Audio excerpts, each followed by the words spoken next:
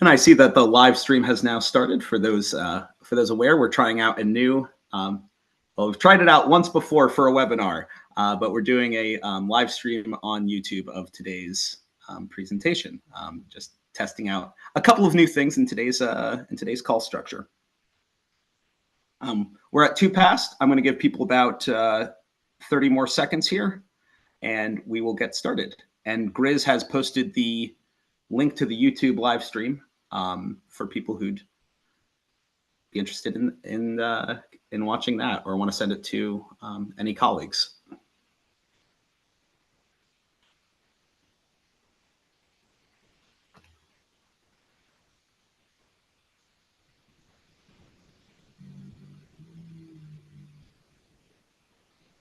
Okay, we are.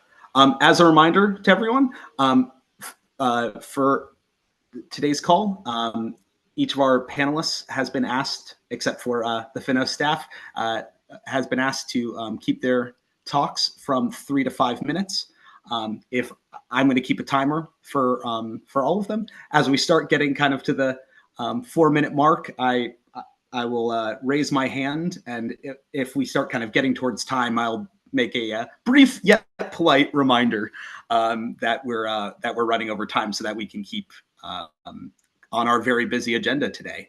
We've got so with that, getting started, welcome to the 2025 Q1 first all community call of the year. My name is Karl Moll. I'm the technical project advocate here at FINOS. Hope many of you have seen me before, at least on this call or some of our project calls. Very busy agenda today. Just a reminder, this event and all FINOS events adhere to the FINOS and Linux Foundation's Code of Conduct. We will get started with a kickoff to the new year and upcoming dev events, as well as a recap on some recent dev events with our field CTO, Olivier Poupeney. We will then have Griswold give us an update on OSFF 2025 London and calls for papers. And then we will have the project SIGs and community updates on TraderX, FINOS AI, CDM, FDC3, FSI Autism Hackathon, and a new working group from the DevOps Automation SIG. We will then recap with some final announcements and save the dates. And then we'll have a recap of the calls to action and Q&A time permitting. So a note on the calls to action today, we're trying out something a little bit new along with the live stream. On some of the project slides, we have a new feature on calendar.finos.org, which allows you to invite yourself by it brings you to a web page that's unique per event on the calendar. By putting in your email address, it will send an invite to your calendar. So on a number of the slides, we have a QR code that brings you to the Invite Me page. It's a new thing that we're trying out because we haven't had a good way to directly get people to invite them to calls. And this is, we're going to try this along with your QR codes. So get your QR code scanner on your browser or your phone ready. We're going to have a lot of good QR codes for people to join today. And with that, I will hand over to Olivier.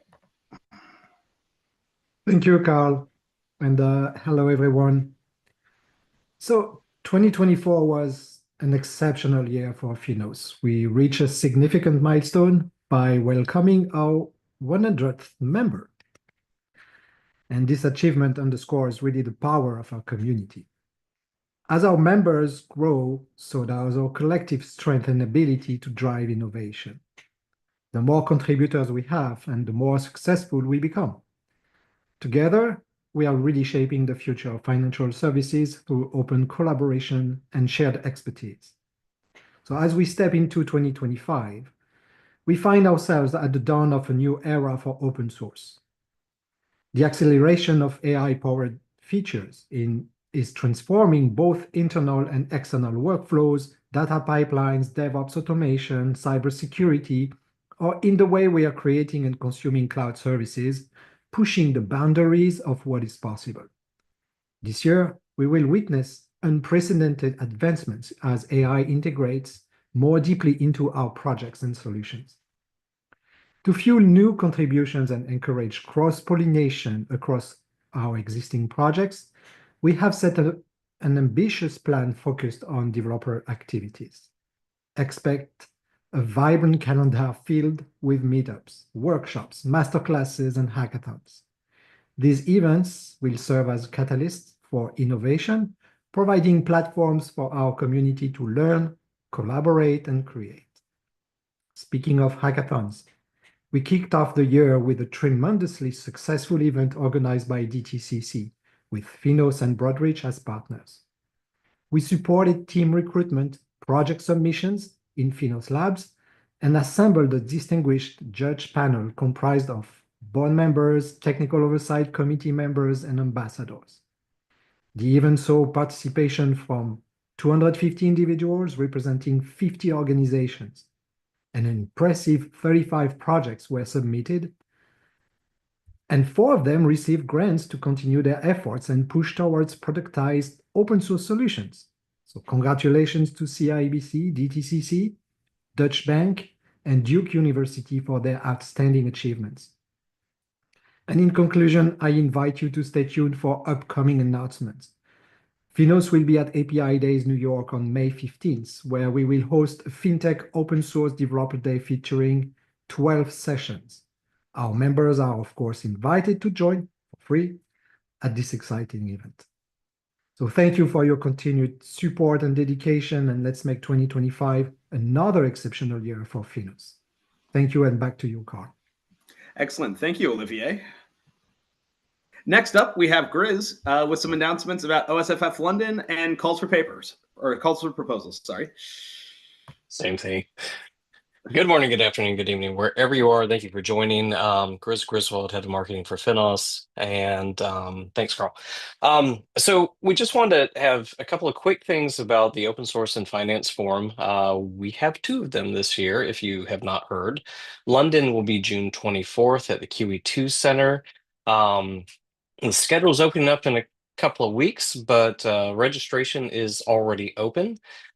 In New York on 21st and 22nd of October at Convene, which is where we were about 3 years ago on Liberty Street. We will be there, and the CFP is launching pretty soon, or sorry, June.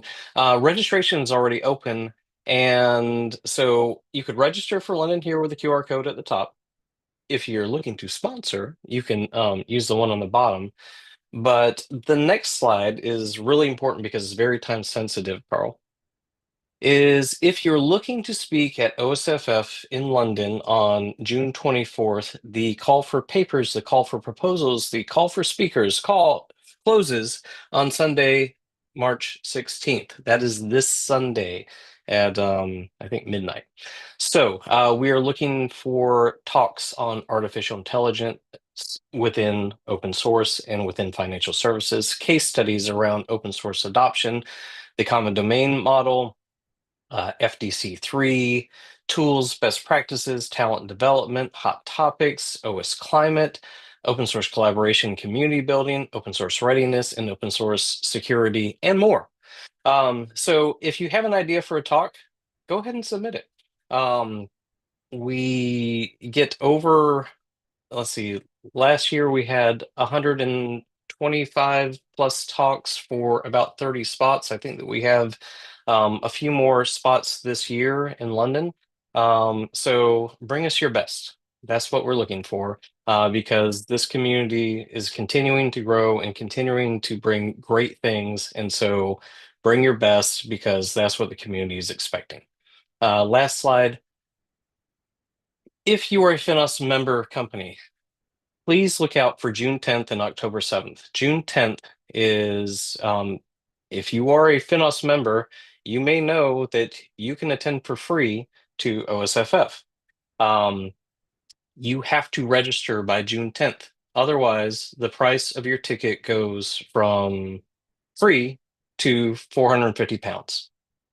So please register now. Do not wait until June 10th, because we'd love to see you there. And we have a great time each year. You learn a lot, I hope.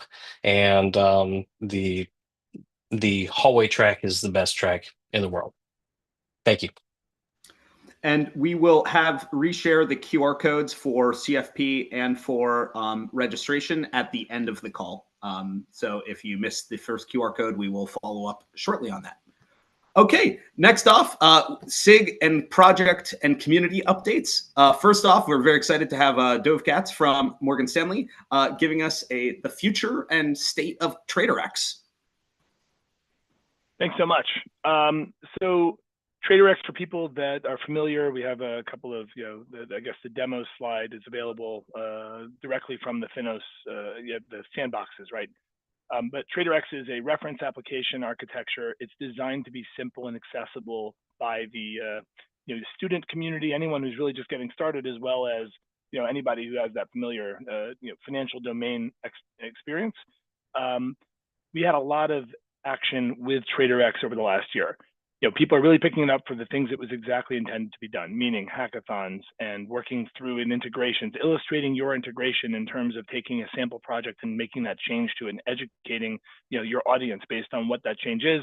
A couple of them are listed below. We have a bitemporal database that was put in there. Azure Radius was helping kind of build multi-container environment and using kind of their approach to doing that.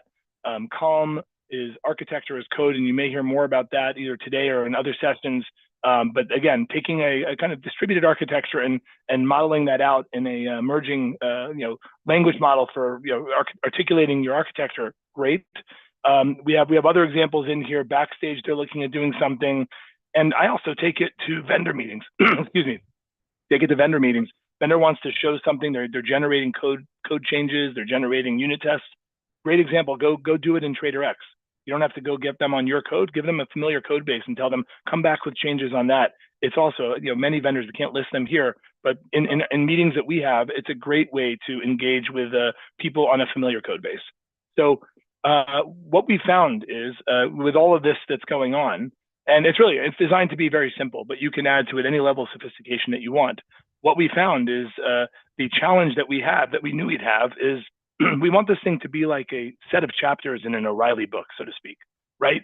We want to have, how do you add containerization? How do you add authentication? How do you move to like a service mesh architecture? Whatever it is you want to do to it. Now we got this problem where we have this simple code base that needs to coexist in its multiple states. And we need to think about how, and this is the problem I'd love to get help from the community on, how do we present that list of, I guess, Git hashes of all the different states of this repo to a community to let you know where you'd want to jump in. So if you want to add some sort of sophisticated message bus in, you probably want to start at the version of this thing that's already kind of built into a multi-container, robust ecosystem, rather than start on the version that never had containerization enabled. Whereas if you're trying to do an alternative form of infrastructure as code, you may want to start pre-containerization because you might want to illustrate something differently over there. So we came up with, I guess, called like 3 swim lanes of things. You could see a bit of a graph on the right. This was in one of our recent meetings where we said, we're going to have some kind of opinionated path of where we want to build on top of from what a multi-container version looks like. But we'll show you the journey of getting from no containers to that multi-container version. Similarly, you want to do something with functionality. We want to add in new features. We want to add in kind of regulatory, regulation as code into the TraderX. So there's app functionality, and that you could add on to anything, but maybe just start from a mature, build multi-container version. And then there's those infrastructure ones where you're adding something that's a bit meta to the project itself. It likely doesn't change the functional code, but so again, we want to have this place where you can have kind of any of these starting points accessible to you, so that really what you're learning is the transition from some starting point to something you've introduced to the project, without this project becoming this all-consuming kitchen sink that nobody will ever be able to pull down into their environment and run it. We're looking for partners. We're looking for the community. It'd be great to get people involved in that. I encourage you to join the calls. I encourage you to take a look at some of the open issues where we started. This picture on the upper right is from one of those calls, and it's an open issue right now. But really, it's that will make this project that much more achievable, and accessible to the community. And we knew we'd hit this problem when we had enough ideas floating around, but now it's time to actually solve it. So we're looking forward to that partnership, and it's really great to see what people have done with it. So thanks for the time today, Karl. Thank you, Dove. Next up, we have AI Readiness SIG governance framework updates. So this is going to be split up into 2 parts. a recap of our recent London in-person workshop from Andy Martin from ControlPlane, and then some of the outcomes of that on focusing on machine readability by Leigh from Morgan Stanley. And just to set this in context a little bit, we've shown this slide in the past to the community, but the governance framework launched in Q1 2024 and has had a series of events. And so this event was kind of continuing the momentum of the work that we've demonstrated to the community in the past. With that, Andy, over to you. Thank you very much, and welcome to the AI Readiness Framework. The goal of this project is to unify the disparate controls and the disparate recommendations, as with any set of frameworks that have pervaded the industry in the last couple of years, and to bring some clarity and push forward in a direction that brings community together and reduces that deduplication of efforts.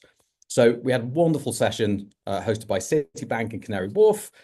That view on a lack of a unified framework, mapping FSI concerns to existing frameworks, so cherry picking the things that we believe are relevant, level setting controls from between them, and looking at real world implementation concerns with a view to the emerging and changing regulatory requirements. These include governance issues beyond model accuracy, with looking at hallucination, compliance approvals, lineage tracking of data, and especially digging into that data, the provenance, the poisoning, and the freshness of those things. Again, some of these are bleeding edge research topics, and so we are, as always, doing our best to be as secure as possible without strictures and constraints around innovation. So the discussions on the day were focused around shared responsibilities for AI platforms and layers, especially where to apply controls. Are there controls that can be pushed down as low as possible to the provided shared infrastructure to model that shared responsibility and the operational model of providing as much functionality to developers and application teams while pushing down as much of the security as possible and sort of analyzing where those layers sit? We also spent a lot of time talking about security training and education. If we're giving people superpowers, where are the guardrails? How do they know where and where not to apply them? These are old and hackneyed refrains from years and years of security champions. How do we do application security? How do we bring everybody on a security journey? And it's very much same problem, different day, different shape of technology. And it's good to hear that actually real world implementation means that a lot of those strategies that have worked do continue to work, finding those champions and empowering them to educate their colleagues. We also went through a little bit of the jailbreaking and testing analogies, how we work with the moving target of a non-deterministic system when we're looking to gain that ultimately deterministic binary clarity. Is this go, no go on this particular test case? And what this distilled down to in terms of how useful is this framework in the day-to-day of the people who are dealing with these issues. The pervading refrain was a shopping list for compliance. How do we take a system or an application to the compliance team when that compliance team have probably changed what they consider a compliant system since the last time we spoke to them? And of course, this is, again, emergent from the multifarious hydra of different legislation in different places. In order to try and balance those different legislations, we're looking at this cross-standards taxonomy, that is NIST, MITRE, OWASP, of course, where there are concrete requirements from things like the EU AI Act. How do those intersect? This is a lot of work. We know that from work done in the Common Cloud Controls project. But again, we're looking to unify, and we'll talk a little bit more about that briefly. That 7% global penalty for the EU AI Act was an interesting topic of discussion. When we're operating globally, are organizations in FINOS likely to run different tiers of compliance in jurisdictions per domain? It's very unlikely. It's a huge overhead. So how much is that EU AI Act actually the sort of global or Western view on that? Increasingly more, it appears. And again, that data lineage, how reproducibility plays into these things. And ultimately, the model controls and data science, how much of that can we reuse, and it is currently being reused across AI systems. Other brief notable mentions, a lot of that question of decentralized AI responsibility, again, sharing services and providing services internally. ethical and security considerations from insider threats, co-pilots, user journey risk mitigation.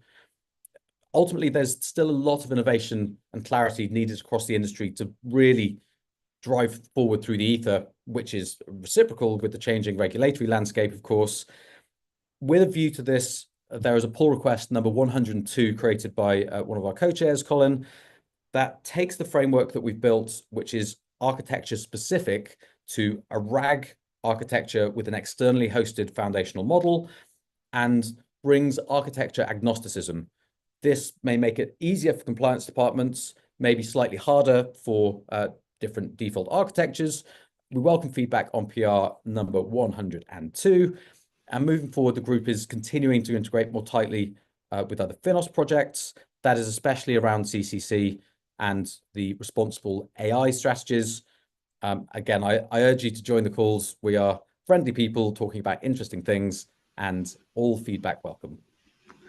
And on that note of feedback, last chance for the QR codes at the top right. So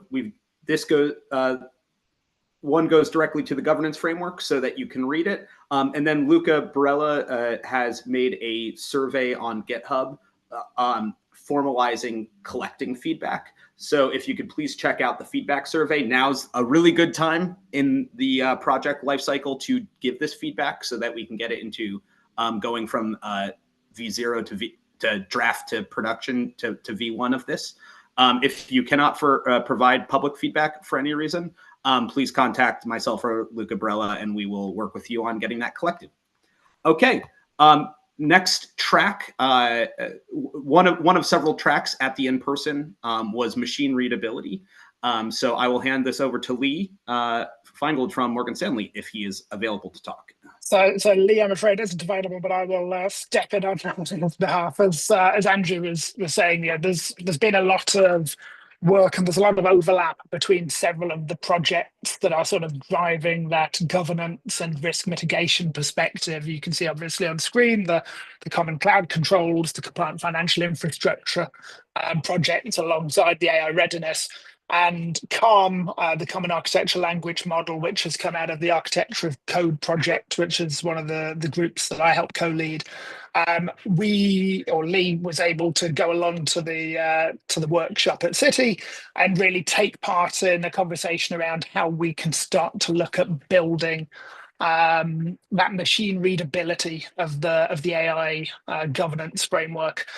This is somewhere that CALM has been designed to be helpful in terms of being able to actually take what we would traditionally draw as architectures on whiteboards and actually codify them in a way that we can generate both human and machine readable documentation. So for human readable, we'll be able to produce things like knowledge-based portals, solution architecture description documents, off the actual code-based architecture. And in fact, linking back to TraderX, we are currently working on a TraderX version of that. You'll be able to see a version of that coming out in the next week or so, where we will show how we can tag specific control requirements in various different domains, from security to performance to resilience, into the actual architecture. And that's what a big section of the group that Leigh was involved with at the workshop was focused on.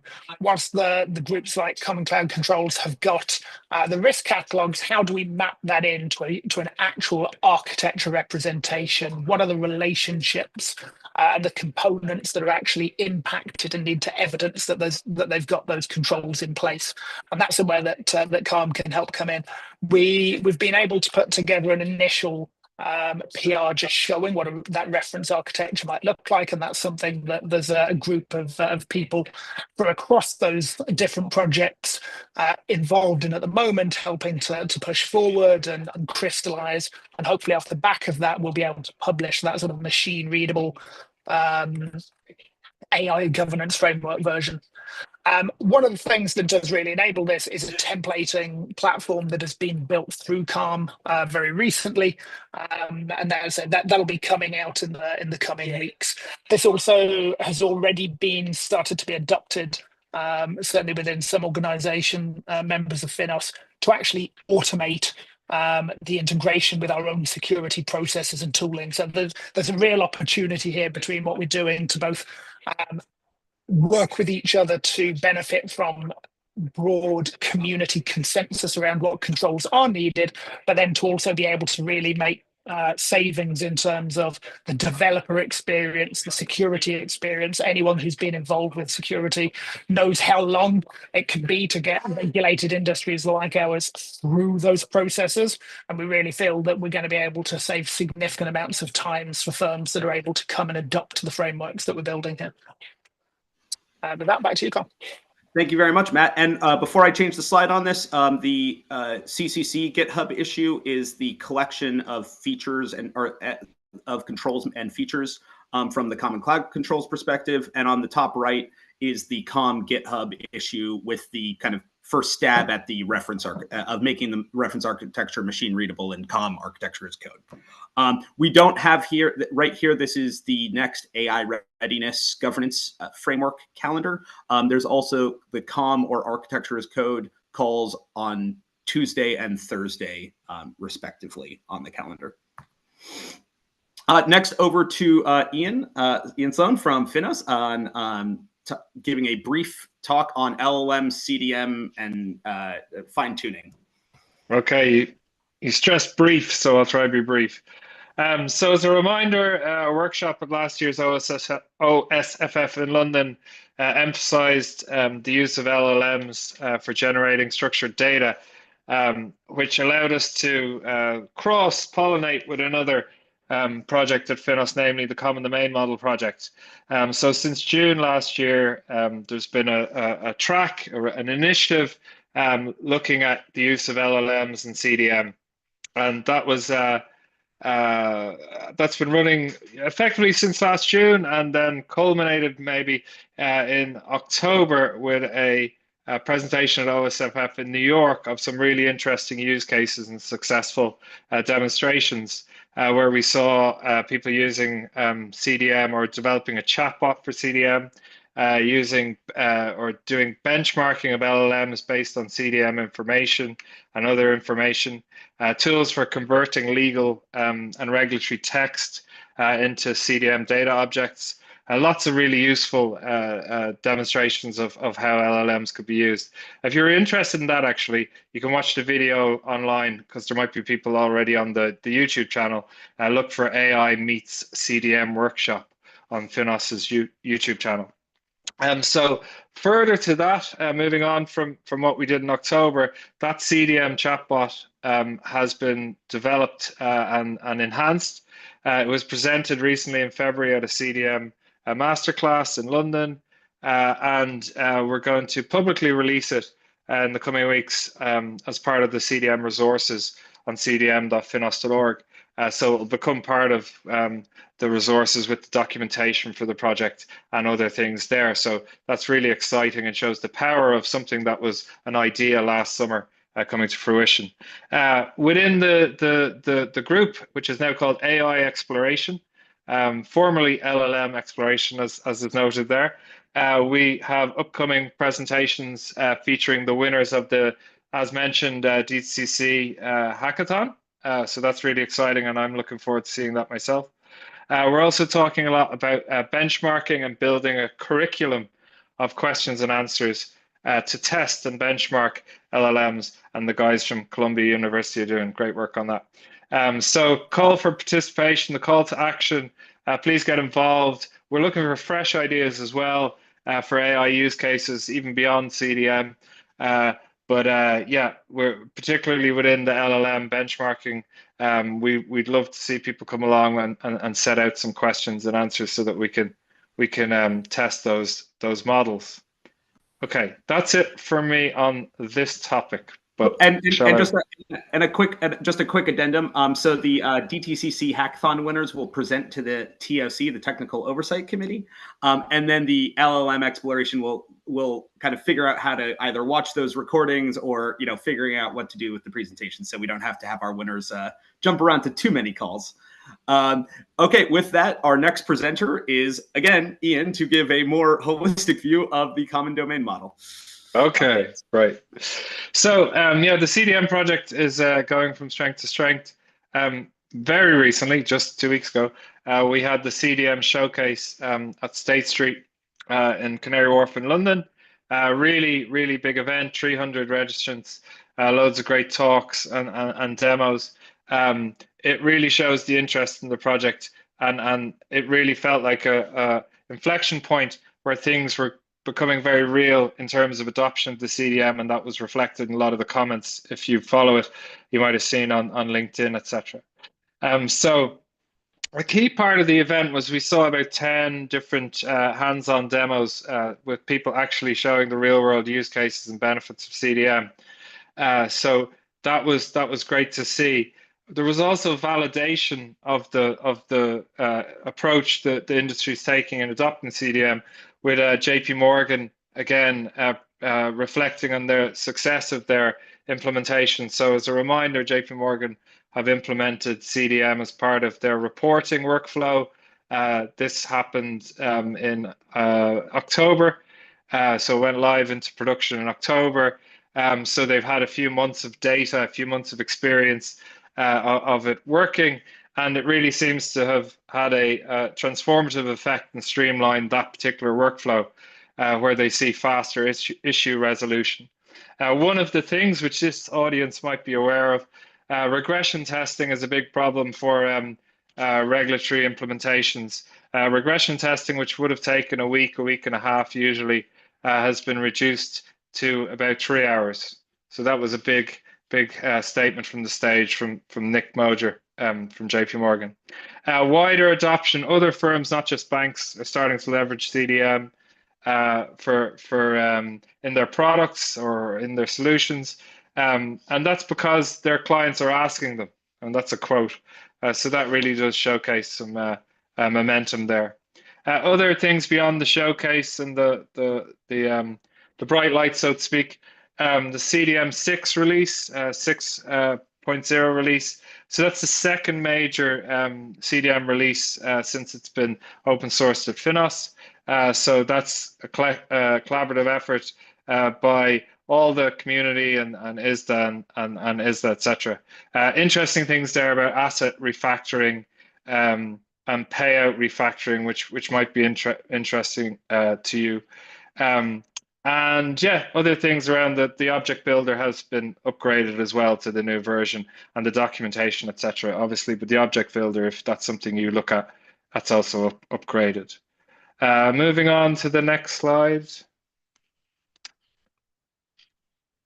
Really just a call to action to get involved. You can read the blog post there around CDM6, take the training, and also join the new working group, CDM Tokenization Working Group, which just had its first call, and there was, touching 30 to 40 people on that really interesting topic. And we've just ratified on the steering group yesterday a new CDM Physical Risk Working Group, which sees some of the work on OS Climate starting to integrate with CDM. So really a story from beginning to end there of CDM cross-pollinating with other FINOS projects.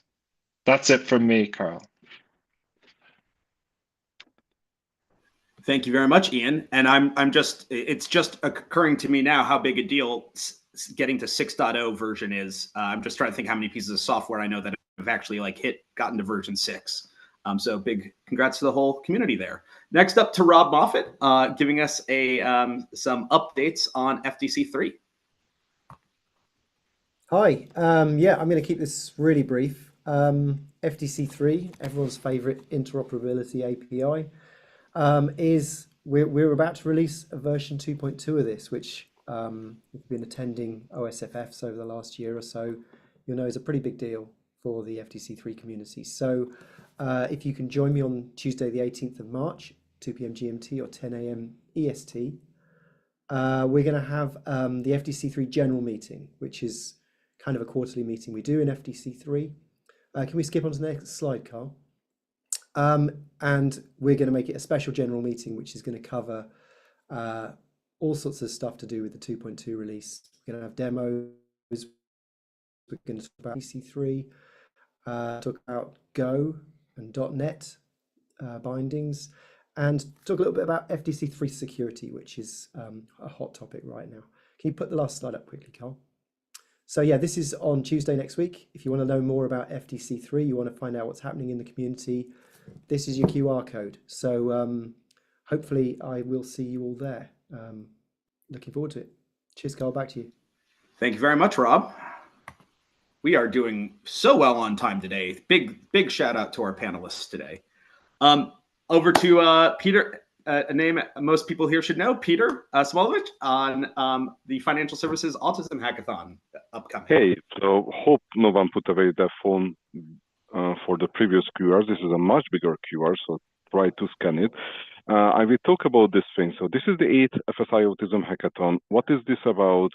You have some stats on the screen. These are the less important. The more important thing, this is the way to give back using your skills. Everybody is very good in painting fences or doing some other giving back, but being able to give back using the technical skills you do have is something very unique and something we should really think about it. Last year, in 2024, we had more than 250 people joining. FINOS was one of the big supporting partners for this effort, and we hope that we are going to not only hit this number, I hope that we are going to actually break the record and go even above 250 people on how many people are participating. The QR code asks some very, very basic questions, your name, the company you are coming from, or whether you are signing up as independent, and how you, which use case of the 6 that we are going to attack this year you would like to be involved in, and it's an amazing experience, and I really suggest anyone to join. And when I say anyone, I really want to pressure, we are not only looking for developers, we look for project managers, UX people, other experts. If you are a parent having a kid with autism, you are welcome, because we need this kind of whole way testing experience opportunities as well. So please do consider signing up and joining. I will speak a few more sentences just to make sure everybody is able to take a picture of the QR code. I know it's a big one and not that easy to scan. So, and of course, I would like to point out, not all the members are FINOS members currently. We are working on getting some of the members on the member list of the FSI Autism Hackathon to become FINOS members. But on the other hand, we would love to have more of the now 100+ members of FINOS to join this FSI Autism Hackathon. You can join both in person. You can see some picture there in New York, or you can join online. There is no demand for you to be there in person. You are more than welcome to join online if you can. So that's from my side. Please sign up and come. The more the merrier.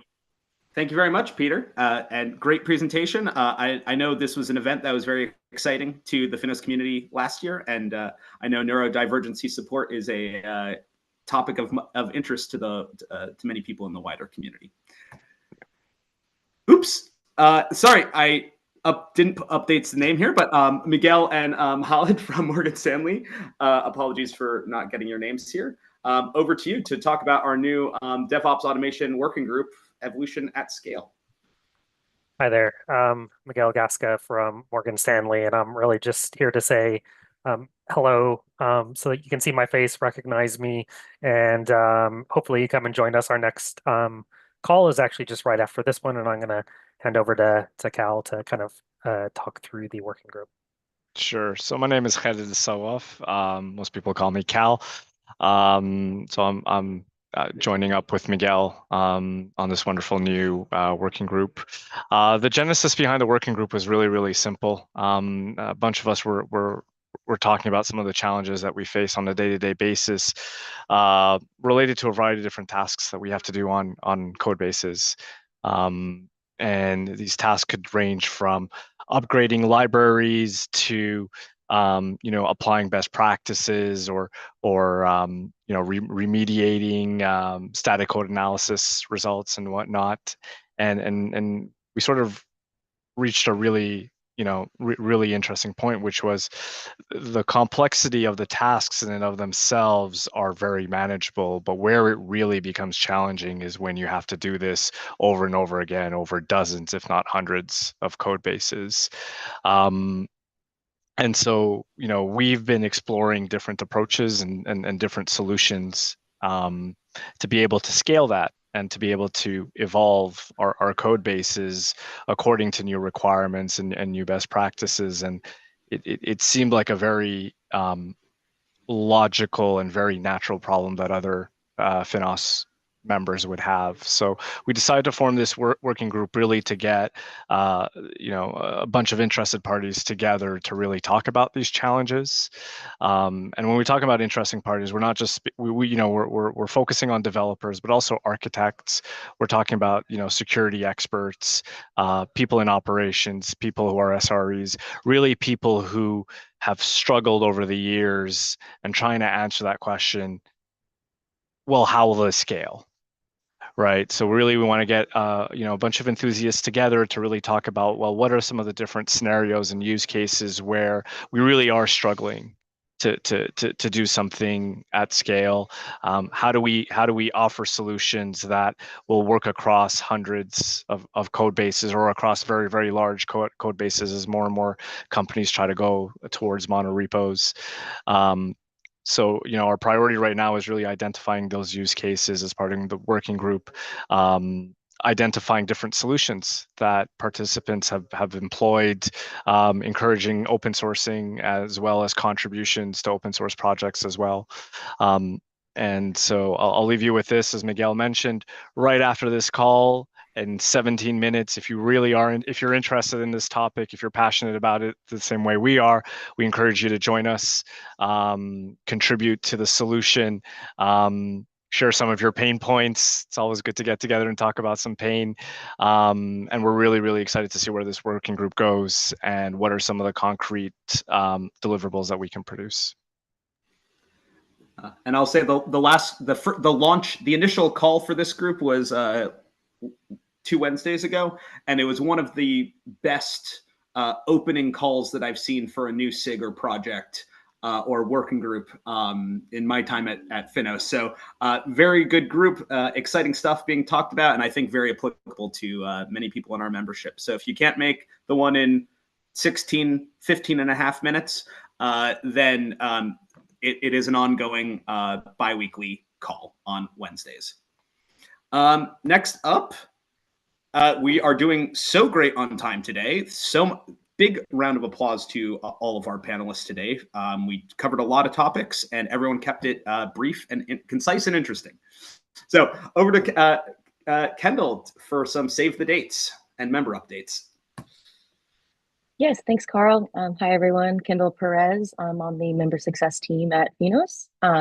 Just some friendly reminders. We do have our next OS and finance webinar with our FINOS member Hedera.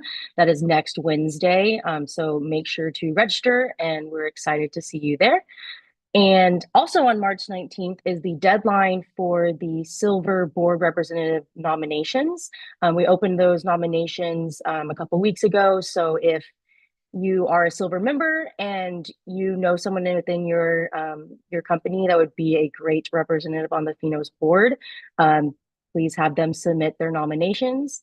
And speaking of the board, we also will have a Gold member board representative election later this year in the May timeframe. There'll be one seat up. So if you have any questions there, feel free to reach out to me at membersuccess@finos.org. And like you heard earlier on the call, there's also OSFF in London and OSFF New York City. So reminder to sponsor and get your proposals in once CFP opens. And that's all for me. Thanks, Karl. Great. Thank you, Kendall.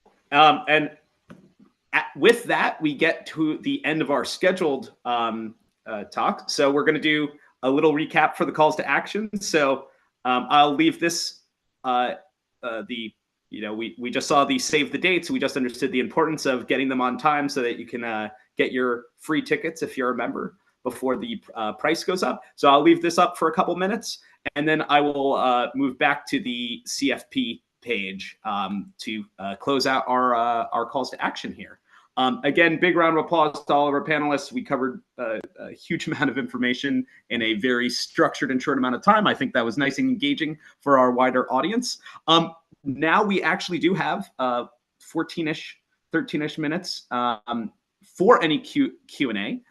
We will leave the, you can please use the, what's it called? The Q&A box, preferably, or the chat on the side of the Zoom. and we will get back to you. Roman, on your question, my recommendation would be to go check out our AI exploration or LLM exploration call on every week on Thursday at 12 p.m. Eastern.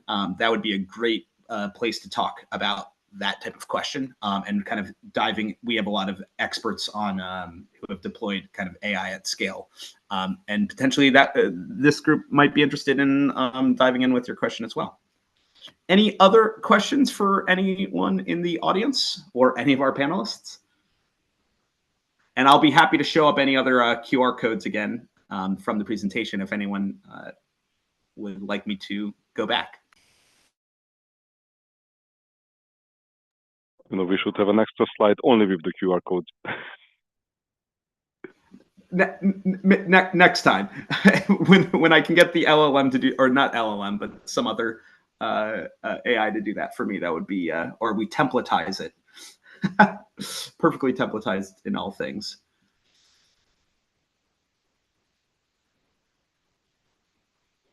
Any other questions? We still have quite a number of participants. Most of you, we have a lot of people staying on, so that's great.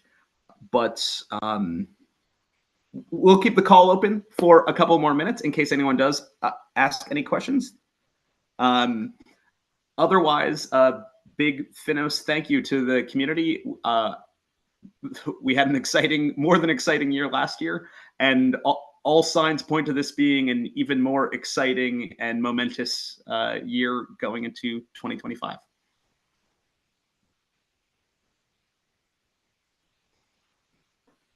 With that, I officially end the call, I guess.